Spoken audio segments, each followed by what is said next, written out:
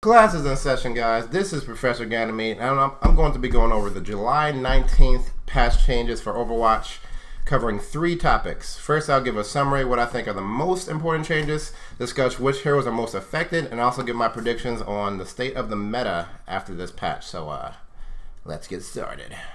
So, Ana has been introduced. For general updates, if a match goes into overtime for more than 20 seconds, the fuse will now start to burn down more quickly. Players now respawn more slowly during overtime, increase spawn time by 2 seconds. This is actually addressing a really annoying aspect of the game where teams will start picking tracers to continuously contest the point. So I like this. So competitive play matches can now only have one of each hero per team. This will have a huge effect on the meta. I'll talk about this more in depth later. Alright, so self-healing abilities now charge ultimate abilities. As a result, some heroes' ultimate costs have been adjusted. This is interesting. Let's keep this in mind. Then let's break down all the changes for the heroes. Bastion, his tank ultimate cost increased by 10%. D.Va, defense matrix, cooldown decreased from 10 seconds to 1 second. A new resource meter has been added. This meter will deplete while defense matrix is active and then recharge when it's not in use. Defense matrix takes 10 seconds to reach full charge from empty. At a full charge, defense matrix will last for 4 seconds. Defense matrix will now remain active as long as its assigned hotkey is held.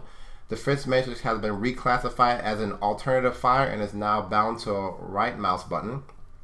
An option to toggle defense matrix has been added under options control D.Va. Self-destruct.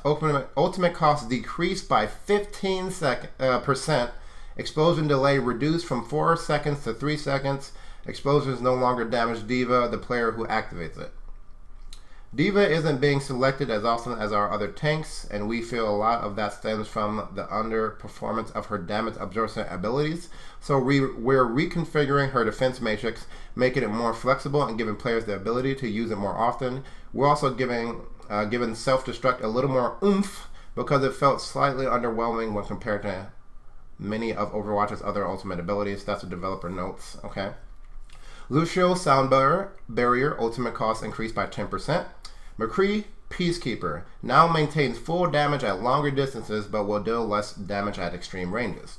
Developer notes, while the game does feel better following the nerf to McCree's close range damage, in a previous patch it left him a little too weak, so we're increasing his effective distance, making his range similar to Soldier 76's. This should hopefully give players another option for dealing with pesky long range damage dealing heroes like Pharah and Hanzo. Alright, Mercy, Cadia Staff Damage Boost. Effect will no longer stack with bonus damage provided by another Mercy.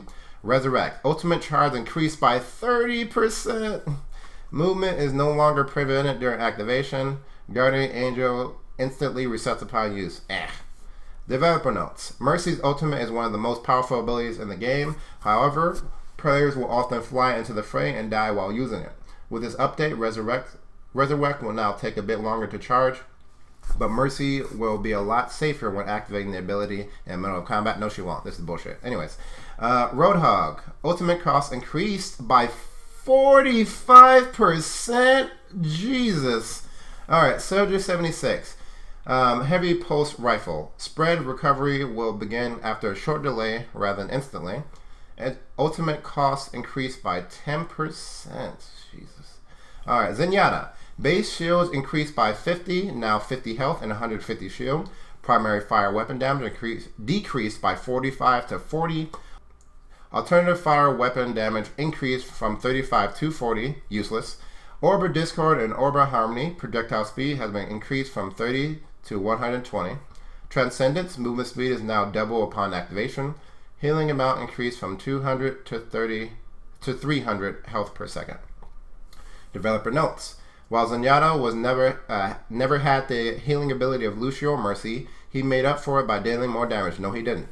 However, his lack of mobility and low health has meant he struggled to find a place in many games. To increase his effectiveness, we've made several changes, the biggest of which is an increased shield pool. This will allow him to go head to head with more enemies.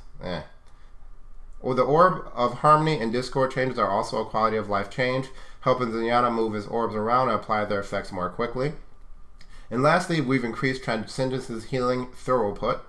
This ultimate was designed to be most effective against sustained high damage fire and least effective against short high damage bursts like D.Va or Junkrat's ultimate.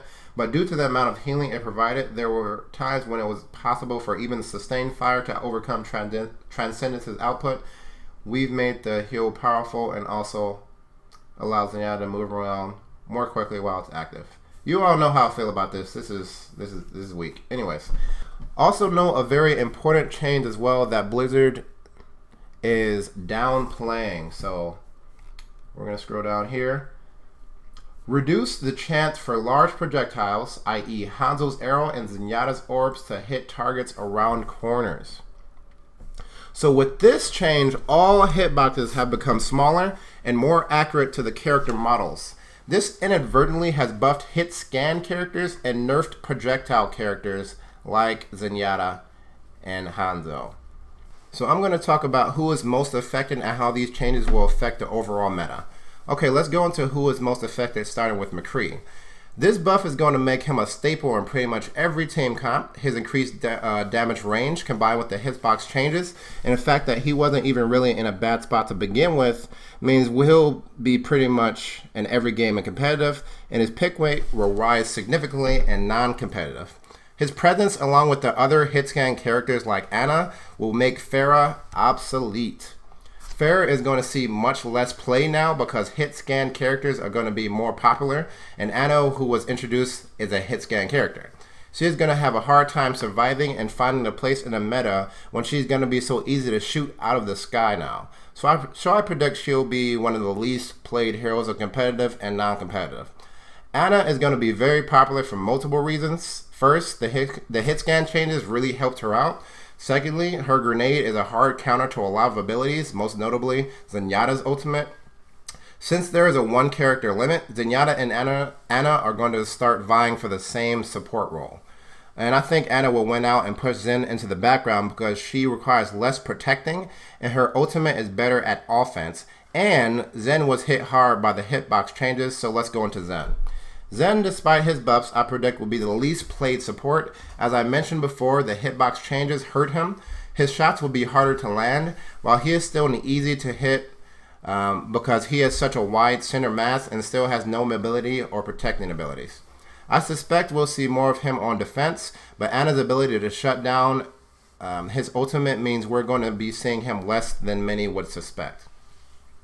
D.Va has also been hugely affected in that her ability to be a more reliable tank by absorbing damage more often, combined with the increased effectiveness of her ultimate, means she'll be seen more as a support tank next to Reinhardt. Reinhardt's place has not really changed as the staple tank, but D.Va will be pushing out Winston and Roadhog. Zarya won't be going anywhere, she's still a staple in teams. Hanzo has been destroyed by this patch. The hitbox changes make him really not worth picking over other more reliable DPS, so he will probably be played the least next to Zenyatta and Pharah.